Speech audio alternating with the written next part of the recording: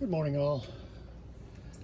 Today we're working on dryer vent for our washer dryer combo. We have a Splendide washer dryer and we're going to work on putting it in. I've kind of jumped ahead of the steps before I thought about recording it, but what we have already is a nice hole in the side of our Alliance 340, and you can kind of get an idea where I put it. If everything matches up to what I calculated, it's a straight shot out of the back of the washer dryer into that hole. So I'll have to use very short run of ducting. And as the Splendide recommends, they say it should be a downhill run. So a downhill or straight shot. So I went ahead and ran it to a straight shot. Didn't want to go uphill with it, so it should be good to go. So what we have here, we got the washer dryer sitting here waiting to be put in. And just to give you a reference, there's where the hole is next to the hookups on the washer. And that should be a straight shot in to the back here. Put some duct tape on there to tighten it up to a elbow I had when we had our Montana. Won't need the elbow this time, so that duct tape might come off because I don't really need it. But if everything measured out right, we should be centered up and a straight shot. So we'll check it out. What I'm going to wind up having, there's a lot of room here. We've got 29 inches deep, and we've got an extra 2 inches, so an inch on each side of it, which I'm going to need that for the hoses. Also the depth, I'm going to put it pretty much right up to the edge here.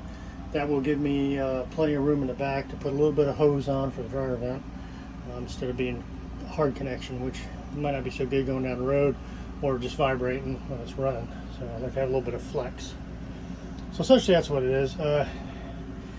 To basically give you the reference, if you look at your Splendide diagram that shows you where that hole is in the back of the dryer back here, use those measurements and then figure out how far over you want to put your dryer, left or right, and just add that distance to it, and that's where you put your hole.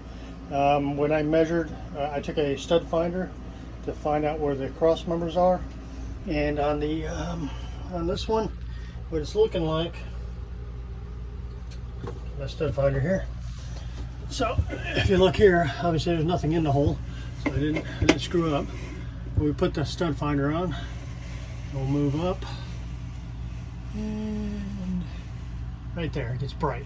So there's a stud coming across left to right up here. And let's go back down here. If you look down, it lights up about here. So just below that, right about there, is where the bottom one is. So I'm well clear of the studs. So I didn't want to go too low. And you know, I could have went way low and then used an angle piece on it, but I don't want to go that far. So next thing I'm going to do, which I learned this from my Montana, the waterless drain, or the waterless, man, I can't remember the name of it, but there's a diaphragm type trap, the waterless P-trap, essentially what it is. It's inline, has a diaphragm in it, and it tapers down. So as it's going down, it's tapered down, so smell can't come up and the water can go down. Well, our last one was pushed up, so it was plugged. So when water went in, it came right back up. So this time what I'm going to do is, I think I'm going to try to put a hose on here and run some water down just to make sure it's clear before I go hooking everything up and making a mess again.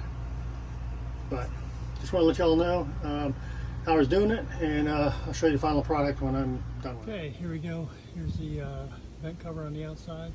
Sorry I didn't get any pictures of it, going in, but there's other ones on the internet showing what you did. I did use some Proflex RV sealant on the edge of the tube going in and then around the outside, and then I pre-drilled all the holes so you don't crack the fiberglass.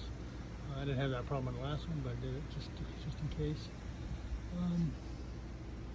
And I'll show you the inside here in a minute. Okay, and here's the inside, finished off, a little trim plate. So I think it came out pretty good. Looks good to me. Okay, here's what I did to test the drain. I talked about earlier. All I did is hooked a hose up to the valve and put it right back down the drain, and then slowly opened it and listened for it. And then I go it wide open. Nothing came backing out, so I'm gonna guess it's draining all the way through. So I did find this connection here was a little loose, so I'm gonna tighten that up. This looks, the way they got this set, it looks a little tight to me, so we'll see how that's gonna work. I'll let some water out of here. I turned the valves, closed the valves downstairs, which I like that option. Let's see if I can, I don't know, do something, because that's kind of quirky. So I'll let you know next step. Okay, got the washer in place. It wasn't too bad, just kind of sidestepped it up. I'm getting ready to put the bolts into the locks to hold it down so it don't go anywhere. So what I did back here. All right, down here there's the vent. It's pretty much straight shot. Kind of wish I'd have put it down just a little bit, but it's okay. Splendide comes with super long hoses, so they're just sitting down there, which will be fine. This is as far as back it's going to go. Still got plenty of room to get to the shut-off valves, plus there's shut-offs downstairs, and I got the drain going in there with the plastic hook on it, and I'm going to strap that down using a zip tie. I'm going to add another one to it. That way I'm sure it's not going to come out. But overall, it's looking pretty good. I think it's going to be working out decent. So we'll do a test here in a second to see how it works, and I'll let you know. Sorry about my camera angles. Still learning this stuff. But we'll be back in a little bit. All right, back, and we got it running now. I just put a little bit of water in it, drained it. Seems to be draining good. It's on a spin and drain now cycle, so should get up to full speed. Nothing in it, so it won't vibrate as much. But I went ahead and secured it down to the floor. Pretty easy to do. I like the way I've done this versus the Montana.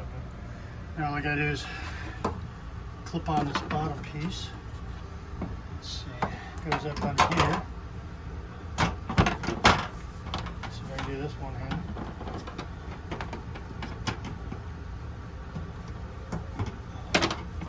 I think.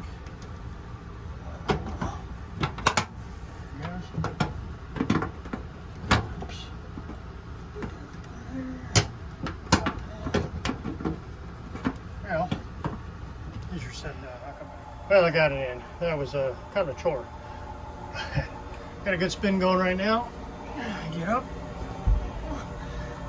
Again, sorry about my lack of camera skills. Hopefully I'll learn it if I keep doing this. Works pretty good in here in the closet. I like it. You know, the previous one we had it on the other side, and it had a separate door right here. So it was kind of nice because it's facing you and it's straight shot, but I think this will work okay. Yeah, I think we're going to be alright with it. So we shall see. Again, we thank you for tuning in. If you like this, let me know, and we'll make more different videos. Try to get a little more detail. But like I said, I'm just starting out, so I'm going to have to learn how to do this. But thanks again. Like and subscribe.